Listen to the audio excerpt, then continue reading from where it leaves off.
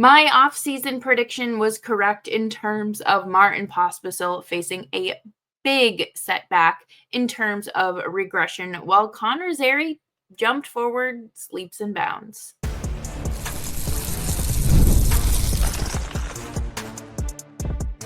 You're Locked On Flames, your daily podcast on the Calgary Flames. Part of the Locked On Podcast Network, your team every day.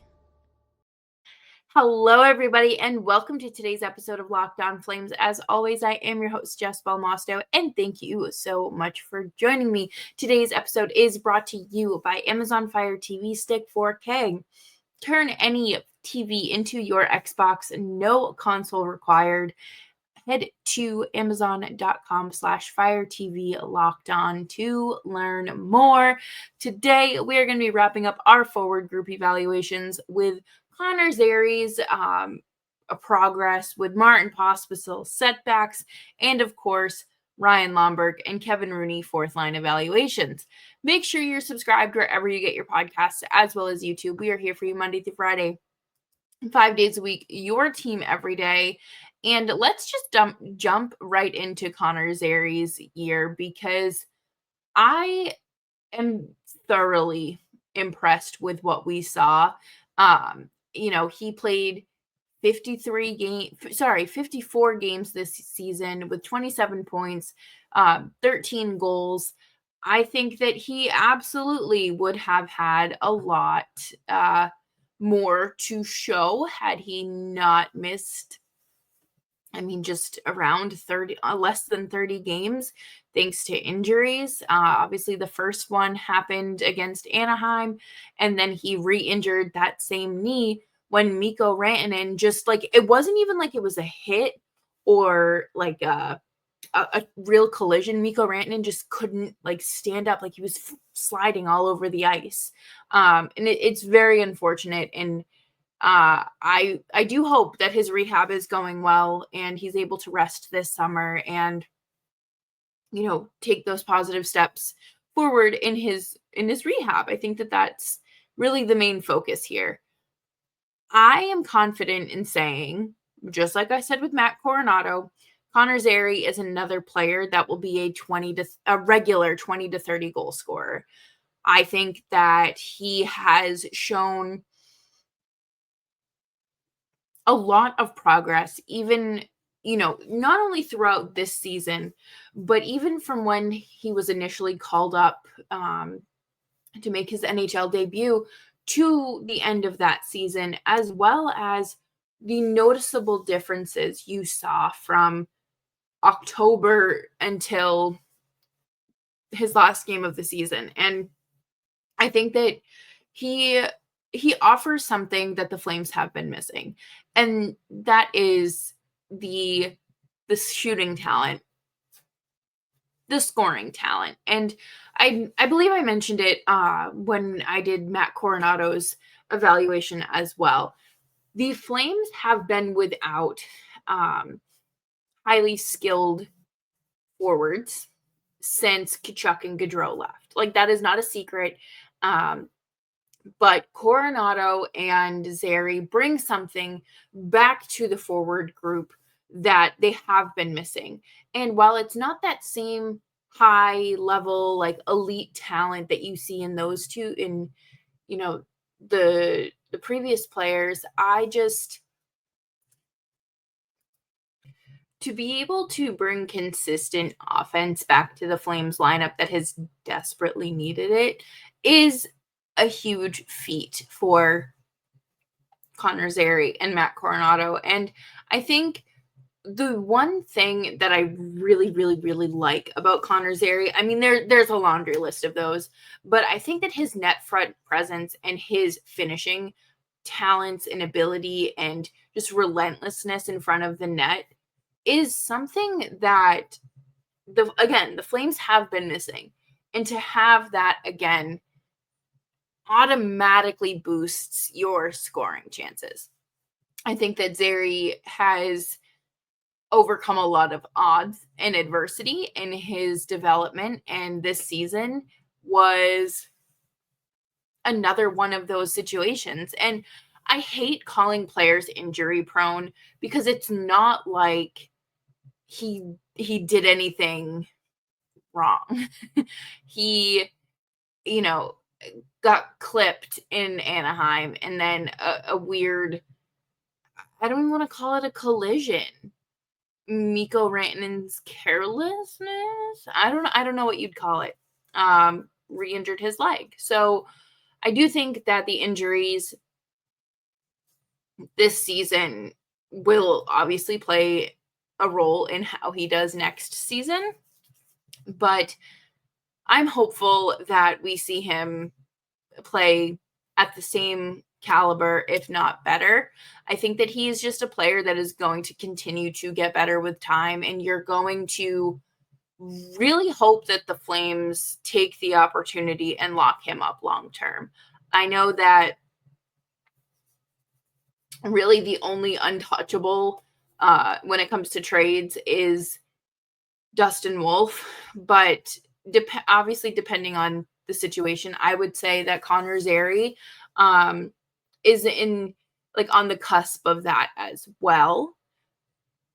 But what I do need to ponder here for a second is, had the Flames made the playoffs, would we have seen Connor Zary?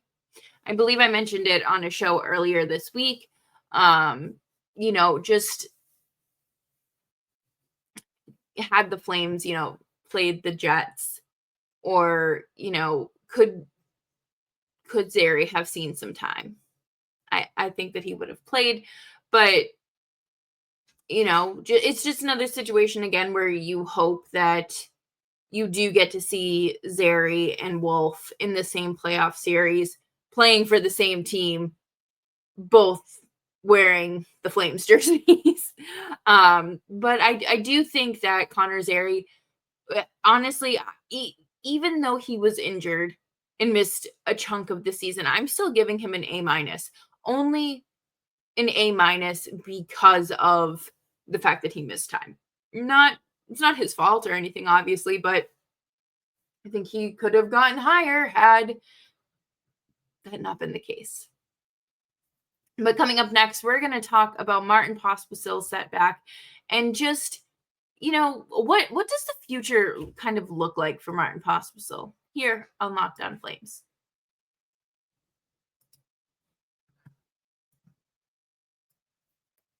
Have you ever checked your bank account and wondered, where did all of my money go? Between dining out, online shopping, and entertainment, it is super easy to lose track, and that's where Monarch Money comes in. Your personal CFO, giving you full visibility and control of your finances. Monarch Money isn't just a budgeting app, it is a complete financial command center, and you can track all of your accounts, investments, and spending all in one place, so you stop just managing your money and start building wealth. Instead of judging the multiple apps, you can track all of your spending and long-term goals right in the Monarch Money app. Managing your money with your partner has never been easier. You can track shared and personal accounts, set goals, and stay on the same page without the stress. Take control of your finances with Monarch Money. Use code LOCKEDONNHL at monarchmoney.com for 50% off of your first year. That is monarchmoney.com, code LOCKEDONNHL for half off of your first year.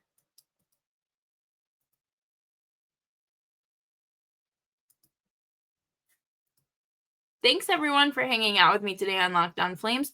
Make sure you're subscribed wherever you get your podcasts, as well as YouTube. We're here for you Monday through Friday, 5 days a week, your team every day. And not to be a negative Nelly, but we have to talk about Martin Pospisil's disappointing season. He played 81 games, 4 goals, and 21 assists. I am a bit bummed out by that. Not that he has really ever been a super dominant offensive player, but just to have 4 goals over that many games is really disappointing when he had 8 goals in 63 games last year. I do wonder if it's a part of the sophomore slump that naturally occurs, or was he being carried by Nazem Kadri and Connor Zary? I mean, it makes you think. That's not me saying that's what it was, but he did put up better numbers when he was playing with those two consistently. He did see a jump in ice time by about a minute, which is pretty good. I mean, you want to see his responsibilities kind of increase, and to have him taking more ice or having more ice time. I think it's great that I think the soft spot that I have for Martin Pospisil is his concussion history. And for those of you who maybe don't know or maybe new here, Pospisil has had by the age of 23, he had 5 concussions. And the final one he received in the AHL when he was 23 years old, it had him out for the entire season. And it was not good. He was alone in Calgary. He did not know many people. He did not have friends, really. He didn't have family. There was nothing familiar. And he considered retiring because of how bad his symptoms were, the post-concussion syndrome, just the culmination of all of those concussions. And he didn't retire, obviously, but to be faced with that at 23 years old, I think is huge. Like, I think, like, I'm almost 30, and I think, like, okay, if I face like a major medical event that just completely derailed my plans, how would I be, like, am I mature enough to make that decision, let alone a 23-year-old? He does play with a tinted visor, which I think is sick. It's also really sad that he's had so many concussions and that it's affected him this badly. But, I think it's great that he has the perseverance and he is as careful as one can be with himself. Do I wish that he was maybe a little bit more responsible when it came to throwing his own body around? Yes, of course. Again, another kind of self-awareness thing here. You would think that a player who, again, contemplated retirement at 23 years old would be a little more cognizant of headshots and the intensity behind certain hits. I'm just saying. But regardless, he had a tough season. I think a lot of it really just kind of snowballed out of control, and there was no real way to stop it until, like, it just kind of ran its course. I don't think that there was like a magic cure for anything he did. He had a lot of brutal penalties, and I don't think that it's necessarily it's not that it's just penalties, right? Like, of course, everybody's going to grab like a 2-minute cross-checking minor here and there. That happens. Tripping, slashing, whatever. However, when you are taking a late third period penalty with the tie game and your penalty kill is trash, I don't think that's just kind of like a whatever situation. To me, that is a situation that you avoid. Like you have to play a more disciplined and thoughtful, mindful game to avoid that situation. So you don't lose 3 or 4 games this season because of those mistakes. And I look back on those 2 back-to-back losses, or the back-to-back losses against St. Louis, as kind of like a rats, they could have got him.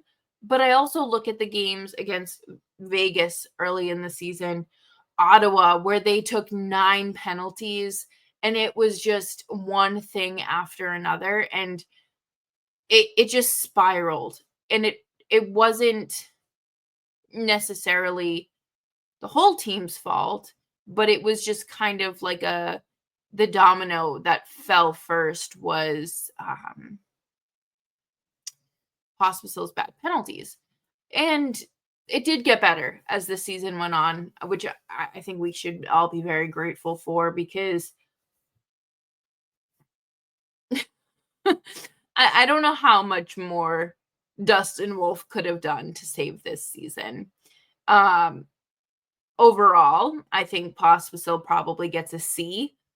I think it was average. I want to see a little bit more offense. I do feel like you're going to see him in the bottom 6 next year. I don't know. I don't really. I feel like you need to, like, next season will really solidify his role within the Flames organization. I don't necessarily think he's a top 6. I don't think he's a top 6 player, but I don't know if he's necessarily a bottom 6 player. Are you looking at another sort of Andrew Mangiapane situation with a middle 6 player? But coming up next, we are going to wrap up today's episode with Kevin Rooney and Ryan Lomberg evaluations. And do I think Kevin Rooney will re-sign this summer?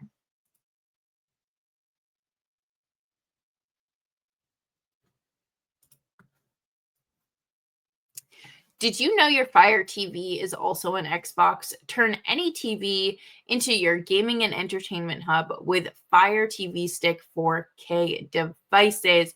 No console required. Just grab your paired controller, subscribe or sign in to Xbox Game Pass Ultimate with EA Play included, and you're ready to go. Dive into hundreds of premium titles, including EA Sports College Football 25 to Call of Duty, as easily as you stream your favorite TV shows. What if you could jump into your favorite Xbox titles without needing your console in every room? And I think that that's a pretty good deal, because those consoles are big and heavy and take up a whole lot of space. Head to Amazon.com/Fire TV Locked On to get started. Xbox Game Pass Ultimate subscription and compatible controller required. Available on select devices, including Fire TV Stick 4K 2nd Gen, Fire TV Stick 4K Max 1st and 2nd Gen, and Fire TV Cube 3rd Gen.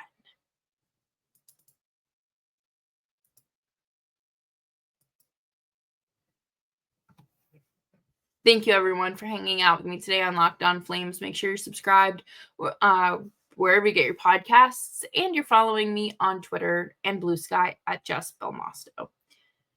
So I guess now is the time where we get to talk about the Flames' 4th line and just kind of unpack maybe why Ryan Huska benched them through many third periods this season. Let's rewind. Let's rewind a lot further. Last summer, the Flames brought back Ryan Lomberg. Ryan Lomberg had just won a Stanley Cup with the Florida Panthers. Almost said the St. Louis Blues, and that is incredibly wrong. I hope that's not a prediction for like this playoffs that's happening right now. But yeah, they brought back Ryan Lomberg, who was an undrafted free agent that the Flames signed and he was a Flame for a few years and then ventured off. And then, just like Hannah Montana says, you'll always find your way back home. And that he did. Ryan Lomberg is not an offensively dominant player. He is a player that has a lot of those intangibles that coaches like. He is a very good leader. He, brings the energy and the vibes to the locker room. And, if you watch the Chase It All this season, you know that he was always there kind of in the locker room.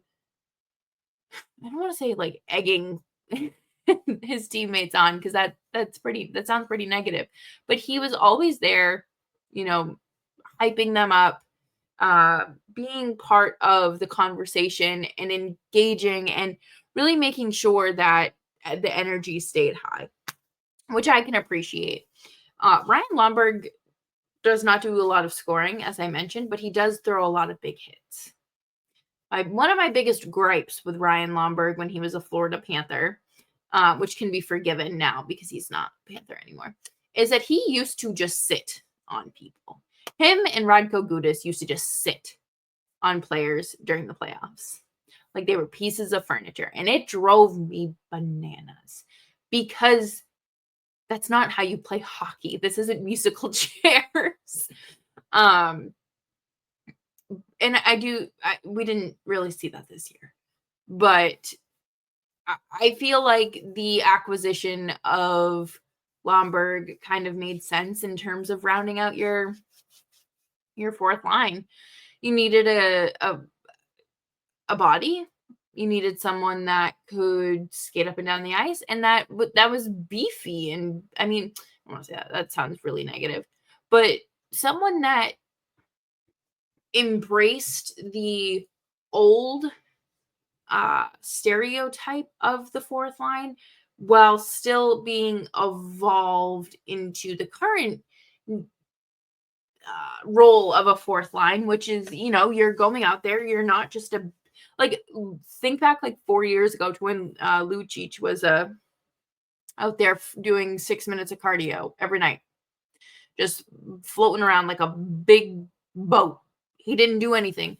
There was nothing to his game. But with a lot of fourth lines now, you're seeing more of those defensive efforts. You're not seeing goons out there.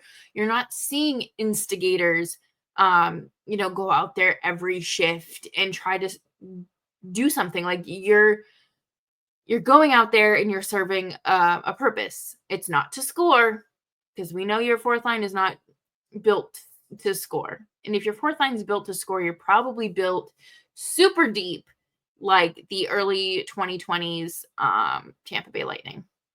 That is absurd to say early 2020s, because it is 2025. Oh my goodness. But no, in all seriousness, like the fourth line has a role. They were benched through most of the third periods where the Flames were losing or needed some sort of insurance goal, because they're not out there to score. They're not. And that's why it drives me crazy when people like pointed out like Kevin Rooney going X amount of games or Lomberg going X amount of games without a goal. And it's like, Kevin Rooney is a strong penalty killer. He's not like your Michael Backlund or like a Patrice Bergeron or like an Anze Kopitar. Like they're not scoring machines. They are out there for 10, 11 minutes a night and do their thing. I really wish that people understood the evolving role of a fourth line. Personally, I like that they're not just goons and fighters. Like there's an actual purpose to them being on the ice. But I will say, I don't think that Kevin Rooney returns to Calgary this offseason or this in free agency. Nothing is like leading me to believe this other than like a gut feeling. I do think that, he's 31, 32 years old. He has a family now.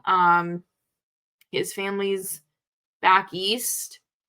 His wife's family is not on the East Coast, but they're also not in Canada. So I do wonder if, the injuries he suffered these last few seasons are kind of that,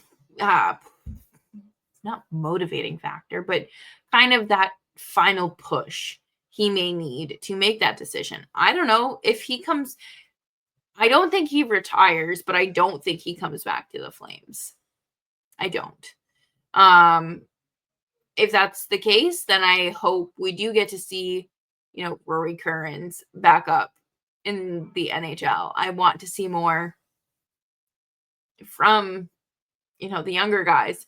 That's the kind of hard part of this rebuild is, you're saying goodbye to good veterans and welcoming in children. But if I had to, I'm not going to do individual evaluation, like grades. I think that fourth line overall gets like a B- or a B. I think it was fine. Not really great when your coach doesn't trust you to be out on the ice in the third period, but I do understand why Huska made those decisions.